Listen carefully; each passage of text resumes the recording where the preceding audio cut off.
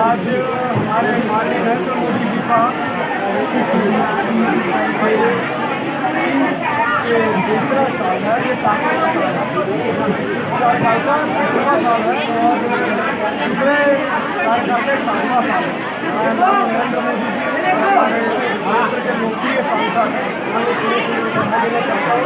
उनके सौजन्य मेहनत से आज हमारे समाज के तालाब का बड़ा वर्षों बाद बहुत प्रयास से आज उसका सौंदर्यीकरण का पूजन हुआ और बड़ा संघर्ष की बात है कि हमारे पूर्वज जो शमशान घाट के लड़ते आ रहे हैं, लड़ते अपनी जमीन को बचाए हैं और बचाने के बाद भी उसका सौंदर्यीकरण नहीं कर पा रहे थे और अब हम हमारे सांसद जी इसके लिए बहुत प्रयास किया।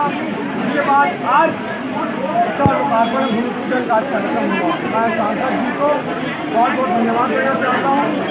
उनके प्रयास से ये तालाब का सौंदर्यीकरण का कार्यक्रम या माता शीतला का चबूतरा का लोकार्पण और शमशान घाट का सौंदर्यीकरण का कार्यक्रम का किया और मैं यहाँ की जनता को भी मैं बहुत बहुत बधाई एवं शुभकामनाएं दे रहा हूँ। इतना बड़ा कार्य आज हमारे क्षेत्र